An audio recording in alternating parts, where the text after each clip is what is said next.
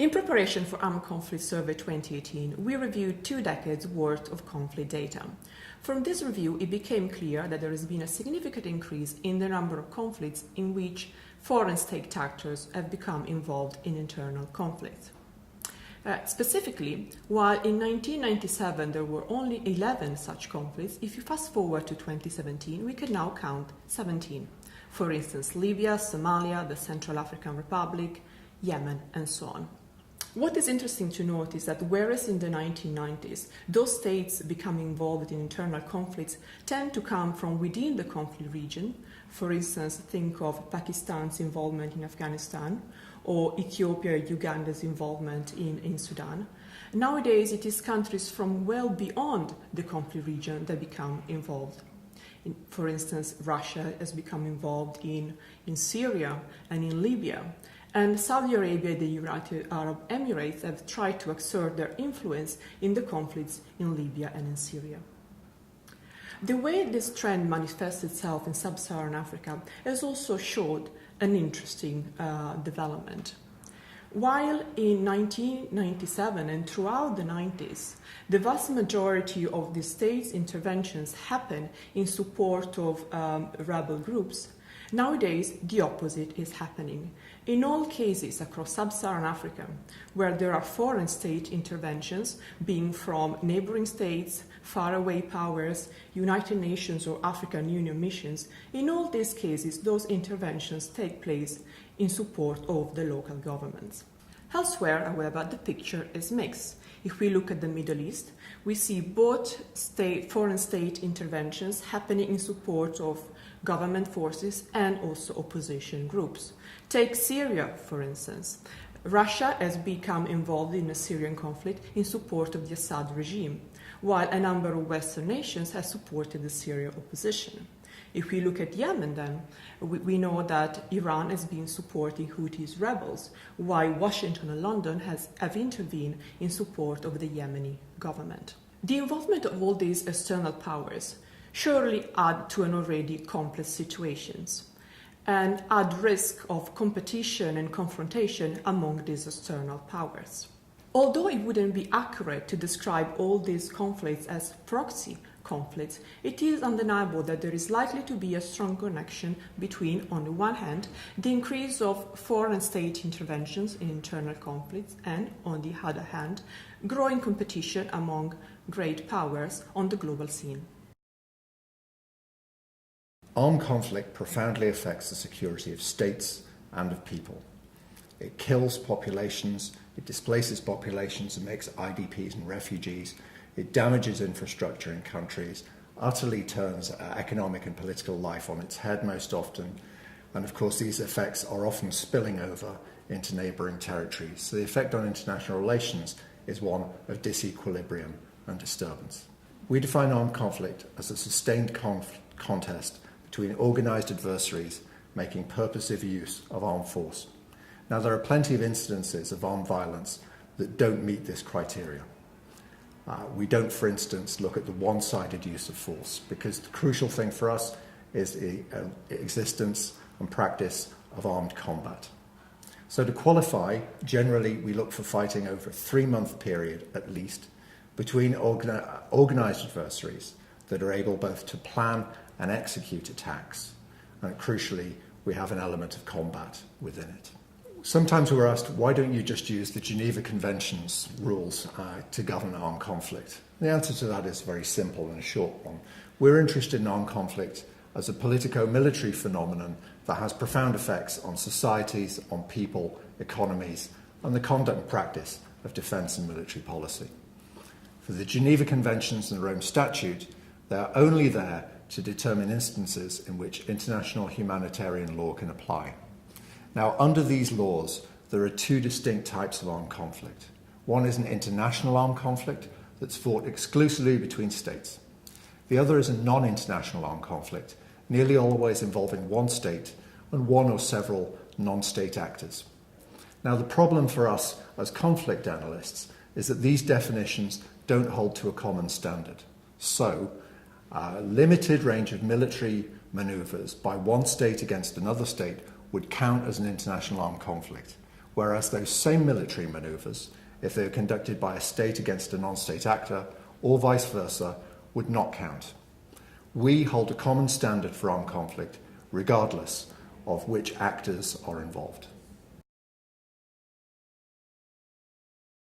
This year's Chart of Armed Conflict takes a look at international assistance to conflict-affected countries, and it draws on analysis we've done of data from the OECD and the United Nations.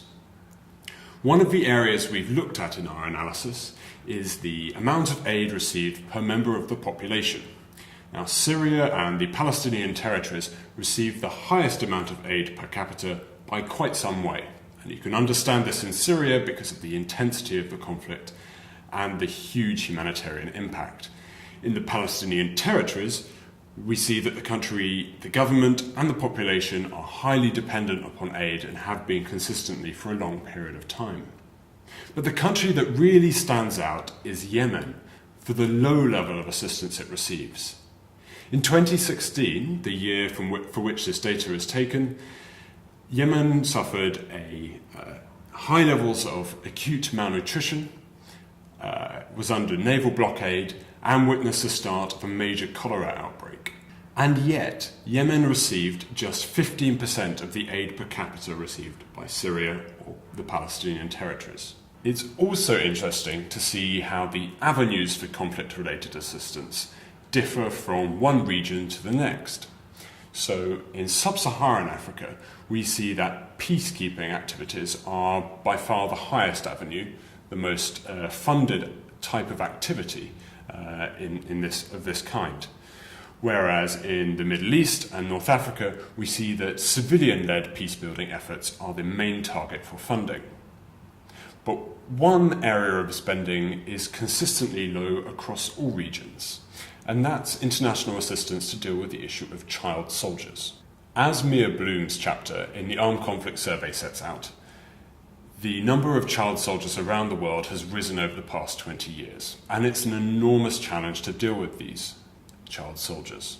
And it's a very different one from one region to the next.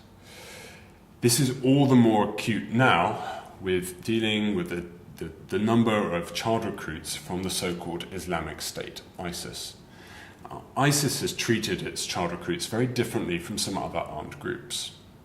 Whereas others have forcibly recruited child soldiers, abducted them or bought them from their families or communities, ISIS has received them volunteered from radicalized families, and that's going to make it much more difficult to return them to their communities. ISIS has also gone to great lengths to indoctrinate its child recruits, rather than forcing them to fight with drugs or alcohol.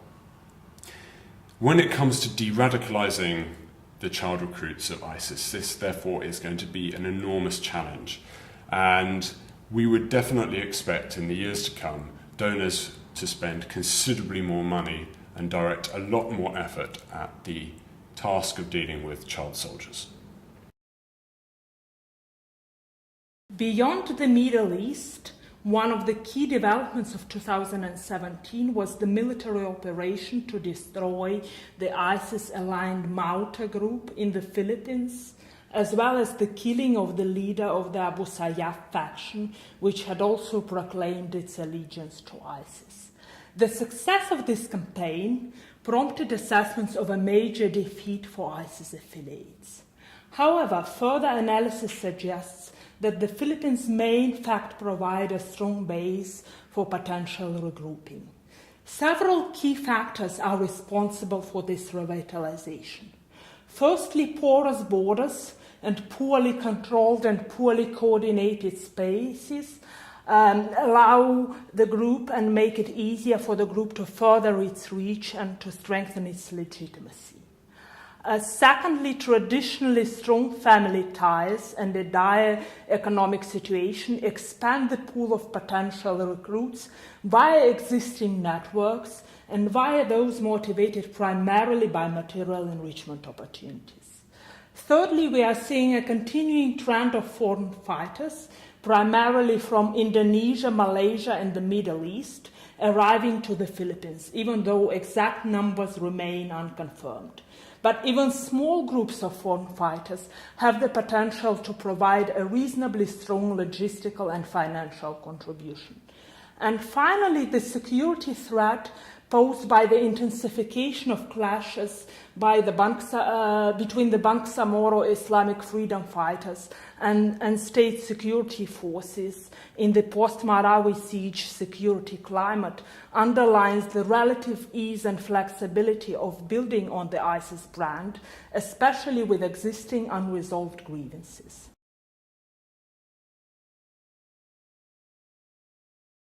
Among the many conflicts that have occurred over this past year in the Middle East, one set of conflicts really deserves attention.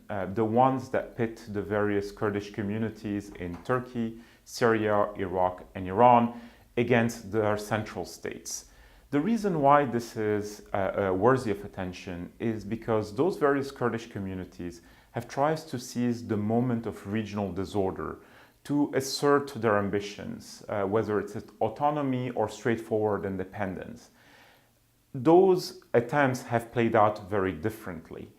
In Turkey, the Kurds are split, and the Turkish military has waged a very ferocious but quite effective counterinsurgency campaign that has resulted in large-scale destruction in southeast Turkey.